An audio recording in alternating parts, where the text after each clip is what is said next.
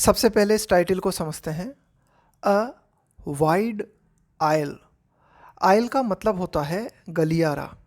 जैसे आपने देखा होगा बस में दोनों तरफ सीट्स होती हैं और बीच में जो छोटा सा रास्ता होता है उस गलियारे को हम कह सकते हैं आयल। सिनेमा हॉल में जो कुर्सियां लगी होती हैं उनके बीच में जो पतला सा रास्ता होता है उसे हम कह सकते हैं आयल।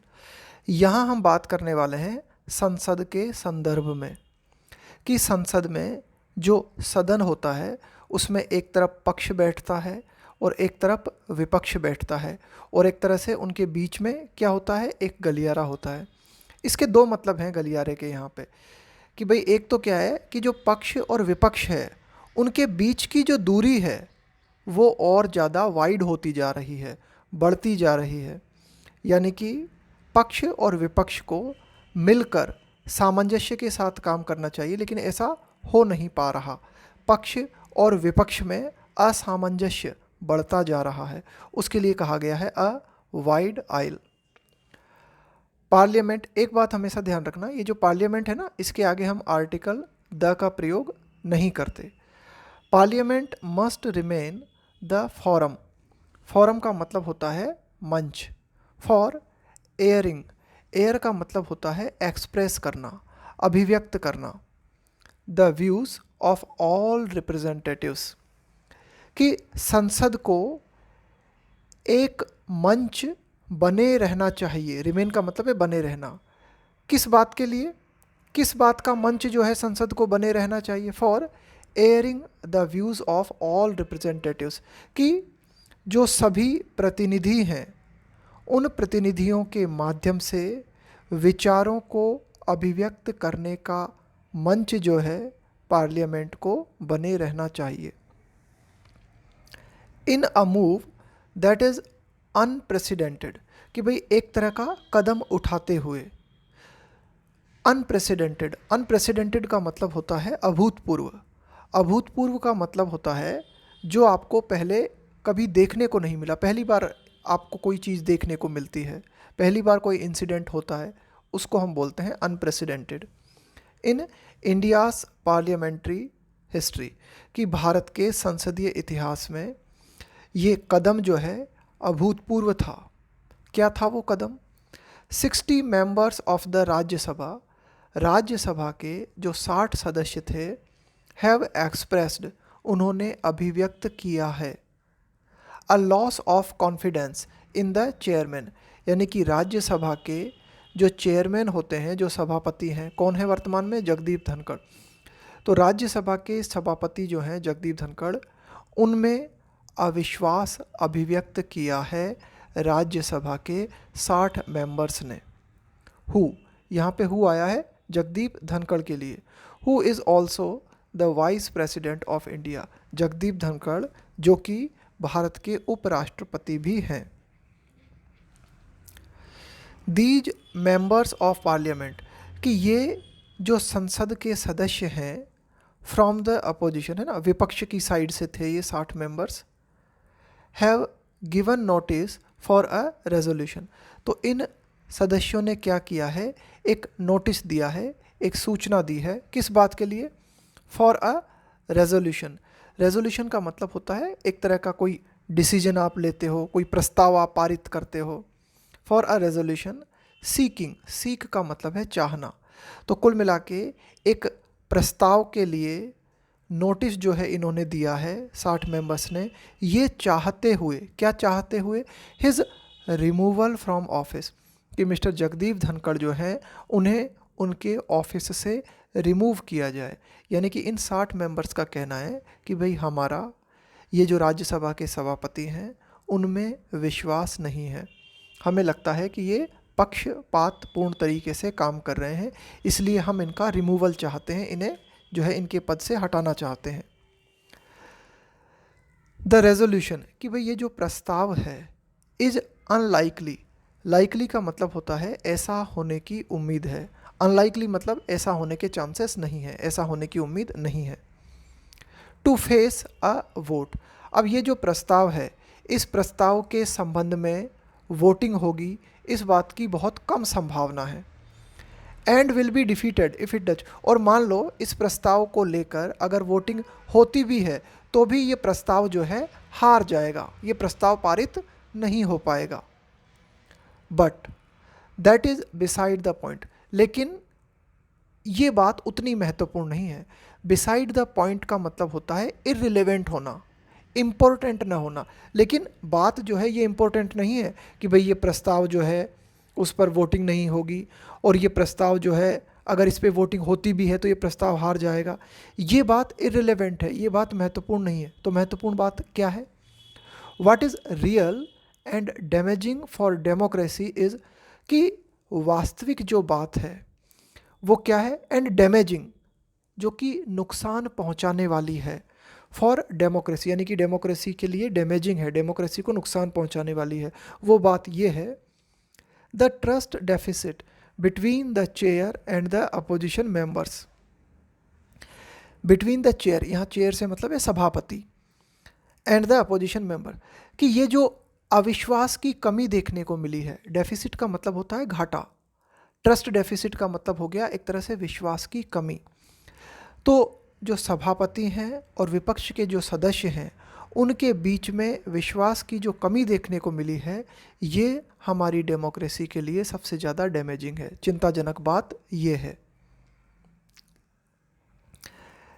मिस्टर धनखड़'s रूलिंग, कि मिस्टर जगदीप धनखड़ जो हैं उनके जो भी फैसले हैं, एंड हिज पब्लिक स्टेटमेंट्स, इसके अलावा उन्होंने पब्लिक में जो भी स्टेटमेंट्स दिए हैं, have been cited by the opposition. Cite का मतलब होता है हवाला देना, उल्लेख करना। तो मिस्टर धनखड़ के जो फैसले हैं, पब्लिक में उनके द्वारा जो स्टेटमेंट्स दिए गए हैं, इन स्टेटमेंट्स को और इन रूलिंग्स का हवाला देते हुए विपक्ष ने क्या कहा है कि भाई मिस्टर धनखड़ के ये जो रूलिंग्स हैं, उनके जो स्टेटमेंट्स हैं, ये क्या है, ये सबूत हैं किस चीज़ का, ऑफ हिज पार्टीशनशिप। पार्टीशनशिप का मतलब होता है एक तरह से किसी के प्रति पक्षपात करना। तो कुल मिला के उनके द्वारा दिए गए स्टेटमेंट्स, उनके द्वारा दिए गए फैसले जो है उनके पक्षपाती होने का सबूत है, यानी कि मिस्टर धनखड़ के पक्षपाती होने का सबूत है उनके द्वारा दिए गए स्टेटमेंट्स और उनके द्वारा दिए गए फैसले, ऐसा विपक्ष ने कहा है। Mister Dhankhar's decision to allow Bharatiya Janata Party MPs to speak on the subject of an adjournment motion. Adjournment motion का मतलब होता है स्थगन प्रस्ताव। जैसे कि पार्लियामेंट की कार्यवाही चल रही है, उसको स्थगित करने के लिए कोई प्रस्ताव लाया जाए, उसको बोलेंगे एडजर्नमेंट मोशन। तो मिस्टर धनखड़ का एक डिसीजन था, उस डिसीजन के तहत उन्होंने जो है अलाउ किया, अनुमति दी किसे, भारतीय जनता पार्टीज़ के MPs को, कि भाई वे बोलें किस सब्जेक्ट पर, एडजर्नमेंट मोशन, कि स्थगन प्रस्ताव के मुद्दे पर बोलने की अनुमति BJP MPs को मिस्टर धनखड़ के द्वारा दी गई, जबकि that he himself had rejected, यानी कि ये जो एडजर्नमेंट मोशन है ना, इसको मिस्टर धनखड़ ने स्वयं खारिज कर दिया था, रिजेक्ट कर दिया था। कब? 9 दिसंबर को। तो ये जो घटना देखने को मिली कि भाई एक ऐसा इशू जिसे मिस्टर धनखड़ ने 9 दिसंबर को स्वयं खारिज कर दिया था, और उसी इशू के संबंध में BJP के जो MPs थे उनको बोलने की अनुमति दी गई। तो ये जो घटना थी was the final trigger for the extreme step by the opposition. ये घटना जो थी फाइनल कारण बनी। ट्रिगर का मतलब होता है कि भाई कोई चीज़ जो किसी चीज़ की शुरुआत कर दे, उसके शुरू होने का कारण बन जाए। तो ये जो घटना थी ये फाइनल ट्रिगर थी किस चीज़ के लिए, कि जो विपक्ष था उसने एक्सट्रीम स्टेप लिया। एक्सट्रीम का मतलब है बिल्कुल अति पे चले जाना। दीज मेंबर्स, कि ये जो मेंबर्स हैं विपक्ष के जिन्होंने विश्वास की कमी जो है जताई है, these members also see among other things a pattern of the leader of the opposition in the Rajya Sabha Mallikarjun खड़गे बीइंग डिसअलाउड टू स्पीक। कि ये जो 60 मेंबर्स हैं इन्होंने और भी कई बातें जो है नोटिस की हैं, उनमें एक बात उन्हें ये देखने को मिली है, ये पैटर्न उन्हें देखने को मिला है कि राज्यसभा में विपक्ष के जो लीडर हैं, विपक्ष के जो नेता हैं मल्लिकार्जुन खड़गे, उन्हें उन्हें बोलना अलाउ नहीं किया जाता, कि भाई उन्हें जो है बार बार बोलने से मना किया जा रहा है, बीइंग डिसअलाउड टू स्पीक, है ना। ये पैटर्न इन मेंबर्स ने ऑब्जर्व किया। और ये बात भी देखी इन मेंबर्स ने कि मिस्टर धनखड़ जो हैं publicly amplifying views of the government, कि मिस्टर धनखड़ जो है पब्लिकली, एक तरह से सार्वजनिक रूप से, एम्पलीफाई करने का मतलब होता है बड़ा चढ़ा के बताना किसी चीज़ को, व्यूज़ ऑफ द गवर्नमेंट। तो ये बात भी देखी गई इन सदस्यों के द्वारा कि मिस्टर धनखड़ जो हैं वे क्या कर रहे हैं, सरकार के जो विचार हैं उन्हें बड़ा चढ़ा के जो है सार्वजनिक रूप से बता रहे हैं। एंड बिरेटिंग, और क्या कर रहे हैं मिस्टर धनखड़, बिरेट करना। बिरेट करने का मतलब होता है स्ट्रांगली किसी चीज़ को क्रिटिसाइज़ करना, स्ट्रांगली किसी चीज़ की आलोचना करना।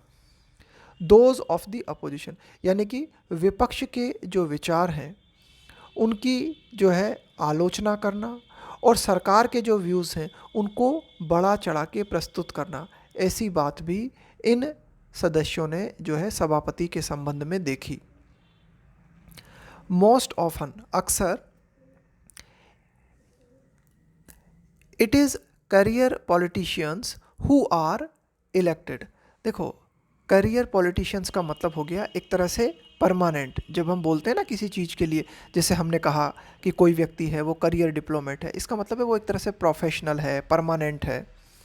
It is career politicians who are elected through a partition contest. तो कुल मिला के जो सभापति की नियुक्ति की जाती है, वो चाहे लोकसभा अध्यक्ष हो, चाहे राज्यसभा अध्यक्ष हो, या फिर वो एक तरह से प्रेसिडेंट हो, और इनको जो इलेक्ट किया जाता है वो किसके माध्यम से होता है, अ पार्टीशन कॉन्टेस्ट, एक पक्षपातपूर्ण जो है मुकाबले के तहत जो है इनका चुनाव किया जाता है।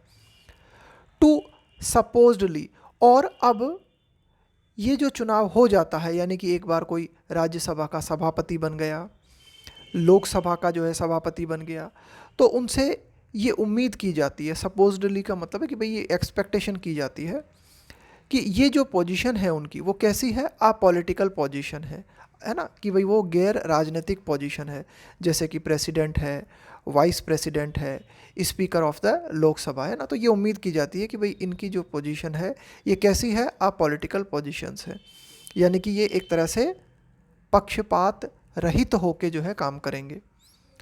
वंस इन ऑफिस, एक बार जब ये ऑफिस में आ जाते हैं, they largely stay above the fray. तो जनरली जो है एक बार अगर ये ऑफिस में आ जाते हैं तो ये जो है स्टे का मतलब है बने रहना, अबव द फ्रे। देखो, इस पूरी फ्रेज को देखते हैं हम। स्टे अबव द फ्रे का मतलब है कि कोई भी डिसएग्रीमेंट है या किसी तरह की कोई डिफ़िकल्ट सिचुएशन है उसमें डायरेक्टली इन्वॉल्व न होना। तो यही बात यहाँ पे की गई है कि जब एक बार ये अपने ऑफिस में होते हैं, चाहे वाइस प्रेसिडेंट हो, प्रेसिडेंट हो, स्पीकर ऑफ द लोकसभा हो, जब एक बार ये अपने ऑफिस में होते हैं तो जब भी सदन में डिसएग्रीमेंट की स्थिति बनती है तो ये उस डिसएग्रीमेंट में डायरेक्टली इन्वॉल्व नहीं होते। हैंस, इस प्रकार से the notice for a no confidence motion against the Rajya Sabha chairman marks an unfortunate turn for democracy. इस प्रकार से अगर हम देखें तो ये जो अविश्वास प्रस्ताव लाया गया है राज्यसभा के सभापति के अगेंस्ट, ये जो अविश्वास प्रस्ताव लाया गया है ये चिन्हित करता है, दर्शाता है किस चीज़ को, कि हमारी डेमोक्रेसी में, हमारे लोकतंत्र में एक दुर्भाग्यपूर्ण मोड़ हमें देखने को मिला है।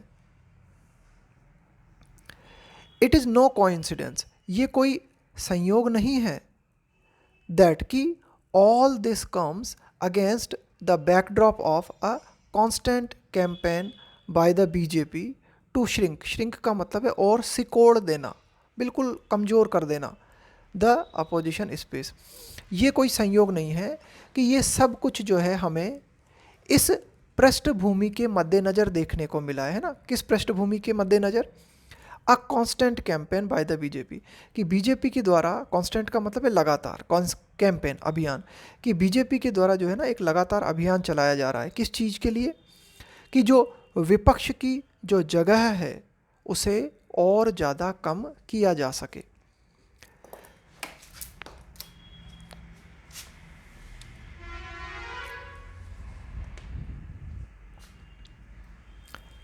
Criticism of the government is portrayed, portray का मतलब होता है चित्रित करना, दर्शाना, as an anti national act, कि सरकार की जो आलोचना है उसे एंटी नेशनल काम के रूप में बताया जाता है, चित्रित किया जाता है। And institutions and individuals are often targeted through insinuation. देखो, इंसिनुएशन का मतलब होता है इनडायरेक्टली हिंट करना, अप्रत्यक्ष रूप से जो है किसी के ऊपर आरोप लगाना या आक्षेप लगाना। तो ये मतलब होता है इंसिनुएशन का मतलब इनडायरेक्टली हिंट करना। तो कहने का मतलब है कि सरकार की आलोचना जो है उसे एंटी नेशनल बताया जाता है। इसके अलावा जो इंस्टीट्यूशंस हैं या जो इंडिविजुअल्स हैं, व्यक्ति हैं, उनको टारगेट किया जाता है, निशाना बनाया जाता है अपरोक्ष रूप से, है ना, बिल्कुल इनडायरेक्ट तरीके से जो है उनके ऊपर कटाक्ष किए जाते हैं। There is little engagement. देखो यहाँ पे क्या लिखा हुआ है, लिटिल। लिटिल का मतलब होता है न के बराबर। अगर यहाँ पे लिखा होता अ लिटिल तो उसका मतलब होता है कि भाई थोड़ा बहुत। अ लिटिल का मतलब होता है पॉजिटिव, और ये लिटिल जो है नेगेटिव मीनिंग कन्वे करता है। There is little engagement. Engagement का मतलब है शामिल होना, जैसे बातचीत है, उस बातचीत में आप शामिल हो रहे हो। Between the BJP and the opposition, कि बीजेपी और विपक्ष के बीच एंगेजमेंट जो है वो न के बराबर है। इफ़ पार्लियामेंट मेयरली, मेयरली का मतलब है only, becomes yet another platform, कि यदि संसद जो है मात्र एक और मंच बन जाती है, किस चीज़ के लिए, for political डायट्राइब।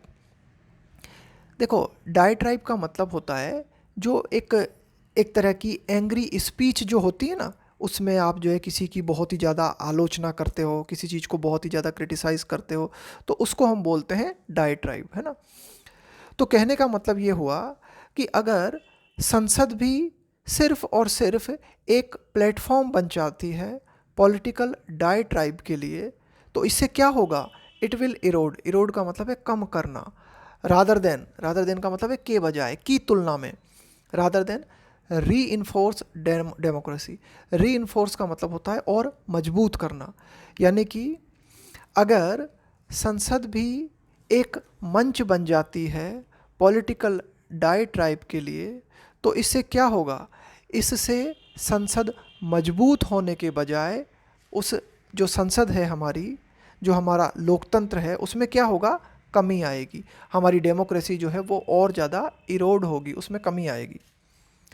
The message from parliamentary proceedings to the citizenry, कि संसद की जो कार्यवाहियाँ होती हैं वहाँ से संदेश जो नागरिकों को जाना चाहिए, वो क्या जाना चाहिए, वो संदेश क्या होना चाहिए, शुड बी, कि सिटीजनरी का मतलब हो गया यहाँ पे कि भाई जो आम लोग हैं, उन आम लोगों को संसद की कार्यवाही के माध्यम से जो मैसेज जाना चाहिए, जो संदेश जाना चाहिए, वो संदेश क्या होना चाहिए, that message should be that the government is sensitive to their voices. ऐसा लगना चाहिए संसद की कार्यवाही के माध्यम से कि सरकार जो है वह लोगों की आवाज़ के प्रति संवेदनशील है, सेंसिटिव है। The governments defence of mister Dhankhar, कि भाई सरकार की तरफ से जो एक तरह से डिफेंस किया गया है ना, बचाव किया गया मिस्टर धनखड़ का, उसमें क्या क्या चीज़ें इंक्लूडेड हैं, included a reference to his caste. तो क्या किया गया कि भाई सरकार ने मिस्टर धनखड़ को डिफेंस करते हुए जो है कुछ बातें कही, उसमें जो है मिस्टर धनखड़ की जो कास्ट है उसका भी रेफरेंस दिया, उसका भी हवाला दिया। और सरकार ने क्या किया, एंड कंडेमनेशन, निंदा करना, of the principal opposition party, कि जो मुख्य विपक्षी पार्टी है यानी कि कांग्रेस है ना, उसकी जो है निंदा सरकार ने की। विथ द इंसिनुएशन, इनडायरेक्टली, ये हिंट देते हुए, इंसिनुएशन का मतलब बताया मैंने आपको, इनडायरेक्टली हिंट देना। तो जो मुख्य विपक्षी पार्टी है उसकी जो है निंदा की, और ये हिंट देते हुए that it was anti India, कि भाई ये जो मुख्य विपक्षी पार्टी है ये कैसी है, ये एंटी इंडिया है। इस तरह का इनडायरेक्टली जो है संकेत किया गया। While the government gets its way by virtue of its majority. देखो, गेट वंस वे, इसका मतलब ये होता है, ये जो फ्रेज लिखी हुई ना, गेट वंस वे, इसका मतलब ये होता है कि भाई आप जो करना चाहते हो वो आप कर लेते हो विरोध के बावजूद, उसको बोलते हैं get one's way. By virtue of, by virtue of का मतलब है यहाँ पे बिकॉज ऑफ इट्स मेजोरिटी। अब देखो कि जो सरकार है, या बात करें हम बीजेपी है, वो बहुमत के कारण जो करना चाहती है या जिस चीज़ को भी वो करना चाहती है वो कर लेती है ना, ये बात यहाँ पे कही गई है। While the government gets its way by virtue of its majority, कि बहुमत के कारण सरकार जो करना चाहती है वो अक्सर कर लेती है। लेकिन the opposition must have it's से, देखो हैव वंस से, इसका मतलब होता है कि भाई आपको क्या करना चाहिए। हैव वंस से का मतलब है कि जो भी लोग डिस्कशन में इन्वॉल्व हैं उनको ये अपॉर्चुनिटी मिलनी चाहिए कि वे भी अपने विचारों को रख सकें। इसको बोलते हैं हम हैव वंस से। हैव वंस से का मतलब होता है कि भाई ये अवसर होना कि आप अपने विचारों को शेयर कर सको। तो कहने का मतलब ये है कि भाई सरकार जो है बहुमत के कारण जो करना चाहती है वो कर लेती है, लेकिन जो विपक्ष है उसके पास भी ये अवसर होना चाहिए कि उसकी बातों को सुना जाए। When parliament is held hostage, hostage का मतलब है बंधक बना लेना। होल्ड की सेकंड फॉर्म होती है और थर्ड फॉर्म होती है held. Hold hostage, held hostage, इसका मतलब है कि भाई आपने किसी को बंधक बना लिया। कि अगर पार्लियामेंट को बंधक बना लिया जाता है किस चीज़ का, to hostility between the government and the opposition. Hostility का मतलब है यहाँ पे अनफ्रेंडलीनेस, एक तरह की कड़वाहट जो देखने को मिलती है ना दो पक्षों के बीच में, एक तरह की शत्रुता या एक तरह की जो कड़वाहट है, अनफ्रेंडलीनेस है, उसको हम बोलते हैं हॉस्टिलिटी। कि सरकार और विपक्ष के बीच जो अनफ्रेंडलीनेस है उसकी बंधक अगर पार्लियामेंट बन जाती है, यानी कि पार्लियामेंट में बस हमें सिर्फ यही देखने को मिलता है कि एक तरफ सरकार है एक तरफ विपक्ष है और दोनों के बीच में जो है अनफ्रेंडलीनेस बनी हुई है, और ऐसा ही अगर चलता रहता है तो द चेयर इज एक्सपेक्टेड, तो ऐसे हालातों में जो चेयर है यानी कि जो सभापति हैं उनसे ये उम्मीद की जाती है कि वे मीडिएट करें। मीडिएट करने का मतलब है मध्यस्थता करना, दो पक्षों के बीच में एक तरह से सुलह कराना। And find a way forward, find a way forward का मतलब है कि भाई कोई भी एक सिचुएशन है उस सिचुएशन से आप जो है आगे कैसे बढ़ो, प्रोग्रेस जो है कैसे हो, ये जो है तय करना। तो कहने का मतलब है कि अगर सरकार और विपक्ष के बीच में जो है तनातनी बहुत ज़्यादा बढ़ जाती है तो ऐसे हालातों में जो सभापति होते हैं उनसे ये उम्मीद की जाती है कि भाई वो क्या करें, दोनों पक्षों के बीच में मध्यस्थता करें और आगे प्रोग्रेस करने का कोई मार्ग निकालें। This role of the chair is possible, कि ये जो चेयर का रोल है यानी कि जो भी सभापति होते हैं उनकी ये जो भूमिका है मध्यस्थ होने की, ये तभी संभव है व्हेन इट्स ऑक्यूपेंट, कि चेयर पे जो बैठा हुआ है जो भी ऑक्यूपेंट है इज़ न्यूट्रल, वो निष्पक्ष हो, एंड सीन एज सच। देखो एक तो होता है न्यूट्रल होना और क्या लिखा हुआ है आगे, सीन एज सच, और इसी रूप में उसे देखा भी जाए, यानी कि न्यूट्रल होना भी चाहिए और बाकी जो लोग हैं और पब्लिक जो है उन्हें वह व्यक्ति न्यूट्रल दिखना भी चाहिए, है ना, इस रूप में उसे देखा जाना भी चाहिए, एंड सीन एज सच। तो कहने का मतलब है कि भाई जो चेयरमैन होता है उसकी भूमिका है सरकार और विपक्ष के बीच में जो है एक तरह से मीडिएट बनने की, और अगर प्रोग्रेस नहीं हो पा रही दोनों पक्षों के बीच में तो कोई मार्ग निकालने की, ये उसकी भूमिका है।